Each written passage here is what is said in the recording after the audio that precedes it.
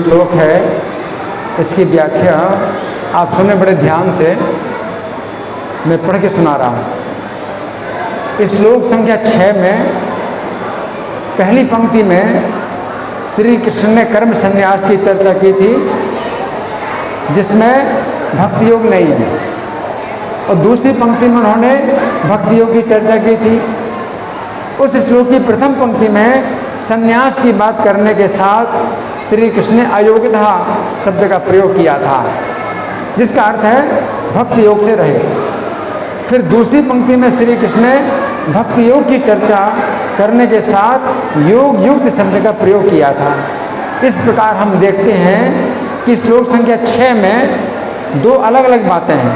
पहली पंक्ति में संन्यास शब्द के साथ अयोग्यता शब्द का प्रयोग हुआ था, तथा दूसरी पंक्ति में श्री कृष्ण ने योग युक्त शब्द का प्रयोग किया था।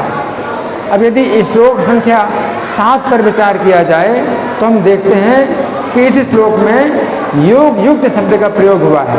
इस प्रकार ये पूरा श्लोक संख्या 6 की दूसरी पंक्ति से संबंधित है। अब यदि हम इन 8 तथा 9 की संख्या वाले श्लोकों पर विचार करें तो हम देखते हैं कि इन दो श्लोकों में युक्त शब्द का प्रयोग हुआ है। अब यदि हम योग युक्त शब्द और युक्त शब्द इन दो शब्दों पर विचार करें तो हम देखते हैं कि योग युक्त का अर्थ है योग से युक्त, जबकि युक्त शब्द का अर्थ है योग के बिना युक्त है। इस प्रकार निष्कर्ष निकलता है कि श्लोक संख्या 6 की पहली पंक्ति में जो अयोग शब्द आया है उसी के संबंध में श्लोक संख्या 8 और 9 में युक्त शब्द आया है। इस प्रकार हम कह सकते हैं कि श्लोक संख्या 6 की पहली पंक्ति से ही संबंधित ये दोनों श्लोक हैं। तो इन दोनों श्लोकों में जिस व्यक्ति का वर्णन हुआ है वो भक्ति से रहित कर्म सन्यासी है। अब उसे या तो योग युक्त ना कहकर मात्र युक्त कहा जाए अथवा अयोगी कहा जाए। इसका अर्थ यही है कि वो योग अर्थात भक्ति योग का सहारा नहीं ले रहा है और इस प्रकार उसके मार्ग में बहुत कठिनाई है। अब हम देखते हैं श्लोक संख्या 6 की प्रथम पंक्ति में अयोग्यता शब्द का प्रयोग हुआ है और 8 और 9 की संख्या वाले इन दो श्लोकों में श्री कृष्ण युक्त शब्द का प्रयोग कर रहे हैं। इससे पता चलता है कि श्री कृष्ण ने जो बात श्लोक संख्या 6 की प्रथम पंक्ति में कही है उसी का विस्तार उन्होंने इन दो श्लोकों में किया है। इन दो श्लोकों में श्री कृष्ण ने कुछ शिक्षाएं दी हैं। तो प्रथम पंक्ति में श्री कृष्ण कहते हैं न एव किंचित करोमि इति युक्तः मन्येत तत्ववित्, अर्थात जो व्यक्ति योग युक्त नहीं है परंतु युक्त है वो यही मानता है कि मैं कुछ भी नहीं करता हूँ। तो यहाँ पर श्री कृष्ण ने केवल युक्त शब्द का प्रयोग किया है, योग युक्त शब्द का प्रयोग नहीं किया है। इससे संकेत मिलता है कि वो व्यक्ति अपनी योग्यता के बल पर प्रयास कर रहा है, भक्ति योग का सहारा नहीं ले रहा है। उसके मार्ग में ये दुख है कि उसे ये भावना करनी पड़ती है कि मैं कुछ भी नहीं कर रहा हूँ। योग युक्त व्यक्ति के विषय में श्री कृष्ण ने पिछले श्लोक में कहा था कि वो कर्म करते हुए भी कर्म से नहीं बनता है। उसके लिए श्री कृष्ण ने ये बात नहीं कही थी कि वो अपने को मानता है कि वो कुछ नहीं कर रहा है। उसके विषय में तो ये बात आती है कि वो श्री कृष्ण की प्रसन्नता के लिए कर्म करता है, इसलिए वो कर्म से नहीं बंधता है। कठिनाई तो ऐसे व्यक्ति के लिए है जो युक्त है परंतु योग युक्त अथवा भक्ति योग युक्त नहीं है। अब पहली बात भगवान बताते हैं कि पश्यन अर्थात देखते हुए ये कठिनाई है कि वो तत्व का चिंतन करता हुआ सोचता है कि वो नहीं देख रहा। जो भक्त हैं वे श्री कृष्ण का दर्शन करते हुए यही सोचते हैं कि वे श्री कृष्ण को देख रहे हैं और भौतिक जगत के दृश्यों को देखते हुए श्री कृष्ण के द्वारा बनाई हुई रचना को देखते हैं तथा इस प्रकार सदैव श्री कृष्ण का ही चिंतन करते हैं। अब दूसरी बात, सुनते हुए ये कठिनाई है कि वो तत्व का चिंतन करता हुआ सोचता है कि वो नहीं सुन रहा है। जो भक्त हैं वे श्री कृष्ण की कथाओं को सुनते हैं और ये नहीं सोचते हैं कि वे नहीं सुन रहे, वे श्री कृष्ण की मनोहर लीलाओं को सुनकर दिव्य आनंद का अनुभव करते हैं। अब तीसरी बात, स्पर्श करते हुए ये कठिनाई है कि वो तत्व का चिंतन करता हुआ सोचता है कि वो स्पर्श नहीं कर रहा है।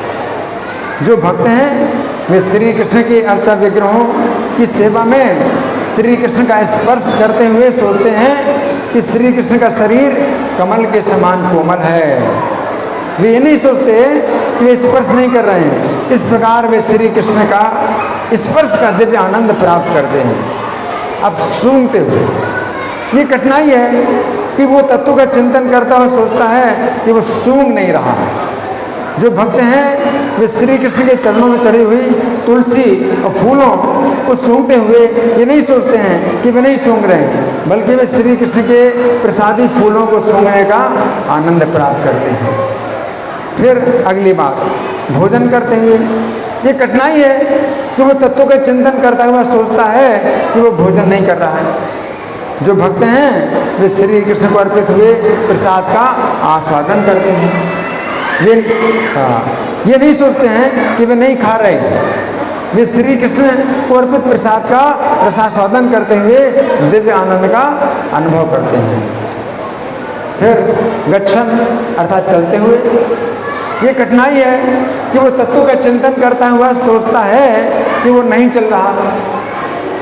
जो भक्त हैं वे श्री कृष्ण के मंदिर की ओर जाते हुए ये नहीं सोचते हैं कि वे नहीं चल रहे हैं, वे श्री कृष्ण के स्थान की ओर जाते हुए उत्कंठित होते हैं कि वे श्री कृष्ण का दर्शन करेंगे। फिर स्वपन अर्थात सोते हुए ये कठिनाई है कि वो तत्व का चिंतन करता हुआ सोचता है कि वो नहीं सो रहा।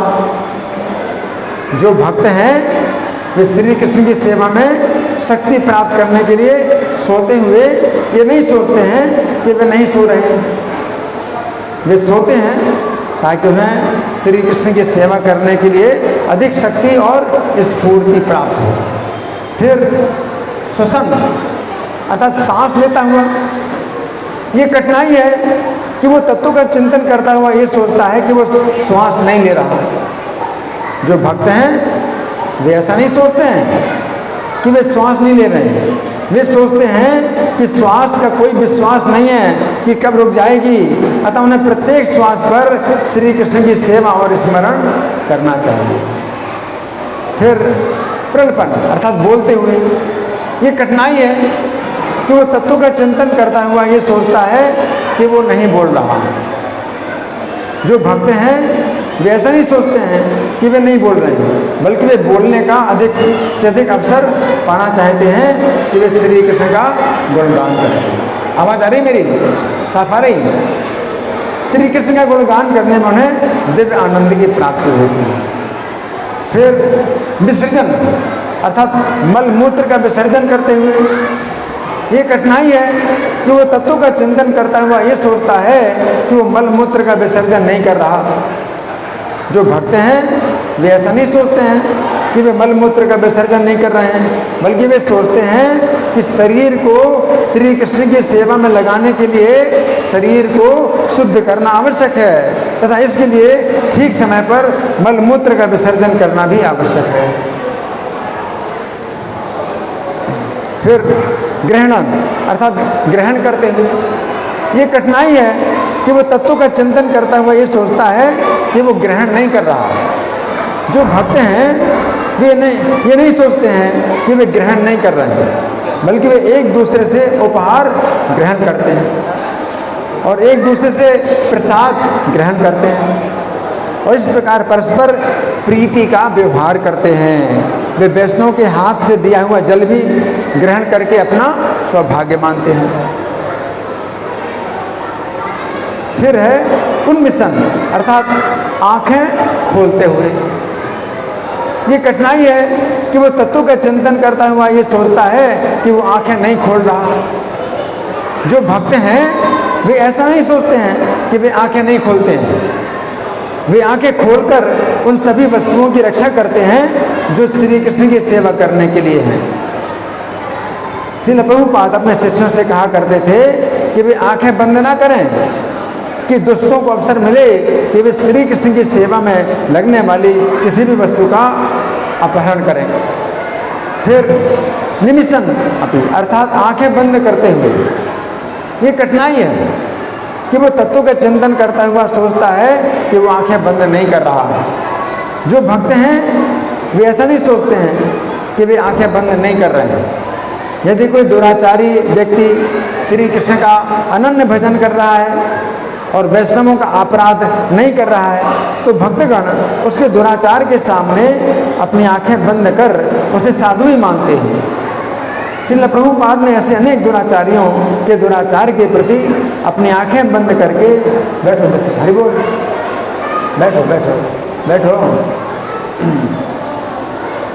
श्रील प्रभुपाद ने ऐसे अनेक दुराचारियों के दुराचार के प्रति अपनी आंखें बंद करके उन्हें श्री कृष्ण की सेवा में लगाया है ना। इस प्रकार से ये 13 प्रकार के कार्य, 13 प्रकार के कार्य भगवान ने बताए है ना। तो जो कर्म सन्यासी हैं, जो भक्त नहीं है, कर्म संन्यास का अभ्यास करते हैं, तो बहुत कठिन है, बहुत कठिन है। क्या कठिन है कि वो देखते हुए क्या सोचता है, मैं नहीं देख रहा है ना, तो कठिनाई है। ये भक्ति में क्या होता है, देखते हुए वो जो है सोचते हैं कि मैं देख रहा हूँ। क्या देख रहा हूँ, कृष्ण का दर्शन कर रहा हूँ है ना। क्या क्या देख रहा हूँ, भक्तों का दर्शन कर रहा हूँ। क्या देख रहा हूँ, यहाँ प्रसाद वितरण हो रहा है। क्या देख रहा हूँ, यहाँ जो है कीर्तन हो रहा है। तो देखते हैं, ऐसा थोड़ी सोचेगा कि मैं नहीं देख रहा है ना। उसी प्रकार से जो है भोजन करते हुए, अब जो कर्म सन्यासी उसका बहुत कठिन ये रास्ता है कि वो भोजन करते हुए सोचता है मैं भोजन नहीं कर रहा। लेकिन जो भक्त होते हैं वो भगवान का प्रसाद ग्रहण करते हैं। तो कैसे प्रसाद ग्रहण करते हैं कि कृष्ण का प्रसाद है, मैं प्रसाद ग्रहण कर रहा हूँ है ना। ये कृष्ण का जो प्रसाद है तो इसमें कृष्ण का अधरामृत मिला हुआ है। ये स्वाद जो है ये मुझे जो मिल रहा है ये कृष्ण की कृपा से मिल रहा है। तो वो जब भोजन करता है तो क्या सोचता है, कृष्ण का प्रसाद, मैं भोजन कर रहा हूँ, कृष्ण का प्रसाद ग्रहण कर रहा हूँ, इस प्रकार से सोचता है ना।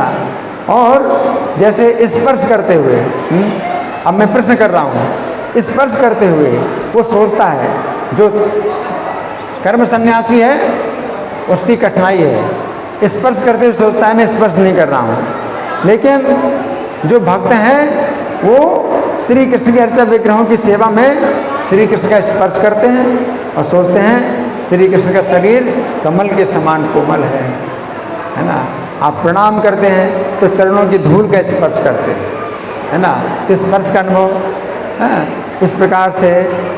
और सुनते हुए, अब जो कर्म सन्यासी वो सुनते हुए सोचता मैं नहीं सुन रहा, लेकिन भक्त लोग सुनते हैं तो क्या सोचते हैं, सुन रहा हूँ ना, सुनना।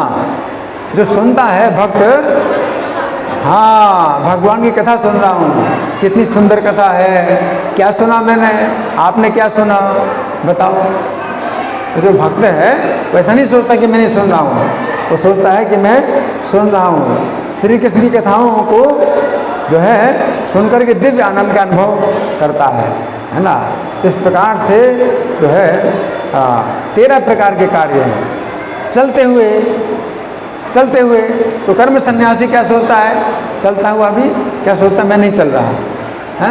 लेकिन जो भक्त है वो क्या सोचता है, भगवान के मंदिर की तरफ मैं जा रहा हूँ और कितनी जल्दी पहुँच जाऊँ कि मुझे मंगल आरती मिल जाए, कितनी जल्दी पहुँच जाऊँ कि मुझे कथा सुनने को मिल जाए, कितनी जल्दी पहुँच जाऊँ कि मुझे कीर्तन देखने को मिल जाए।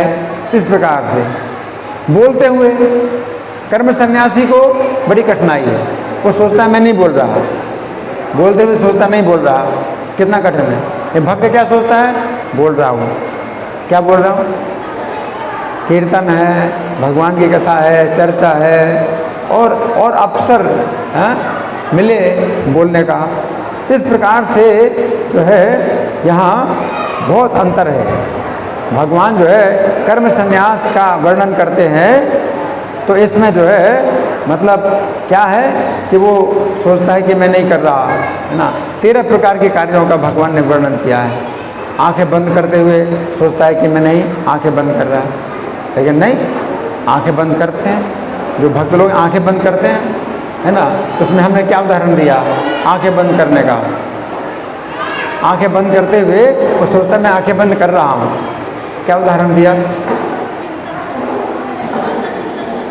हाँ, अगर जो दुराचारी भक्त भी है और अगर अनन्य भजन कर रहा है तो उसके दुराचार में आंखें बंद कर लेते, क्योंकि अनन्य भक्ति से वो सदाचारी बन जाएगा, है ना। तो प्रभुपाद ने बहुत से ऐसे दुराचारियों को जो है भक्त बनाए। तो दुराचारी है तो लोग जो है देखते हैं उसको, हाँ, कहते हैं ये आपके जो भक्त हैं ये तो उल्टे चल रहे हैं, बड़ा उल्टा चल रहे हैं, ये गलत चल रहे हैं। तो प्रभुपाद कहते हैं कि नहीं, आप मत देखो, क्योंकि वे अपना जीवन समर्पित कर दिया उन्होंने, अब तो शुद्ध हो जाएंगे। इस तरह से आंखें बंद करना। तो भक्त जो है आंखें बंद करता है। अगर अपराध नहीं कर रहा है किसी भक्त का, तो फिर जो है कोई अगर दुराचार है उसके अंदर तो आंखें बंद कर लेते हैं, क्योंकि वो अनन्य भक्ति में लगा है, तो उसका दुराचार बंद हो जाएगा, है ना। इस प्रकार से आज के श्लोक में जो है भगवान जो कर्म संन्यास की विधि बतला रहे हैं, ये बहुत कठिनाई है। तो निष्कर्ष ये निकला कि प्रारंभ में यदि श्री कृष्ण की भक्ति नहीं की जाती तो श्री कृष्ण की प्राप्ति में अत्यंत कठिनाई होती है। इस श्लोक के तात्पर्य में प्रभुपाद लिखते हैं कृष्ण भावना भावित व्यक्ति कभी भी इंद्रियों के कार्यों से प्रभावित नहीं होता। वो भगवत सेवा के अतिरिक्त कोई दूसरा कार्य नहीं कर सकता, क्योंकि उसे ज्ञात है कि वो श्री कृष्ण का शाश्वत दास है। धन्यवाद। ग्रंथराज श्रीमद् भगवद गीता की जय। श्रील प्रभुपाद की जय।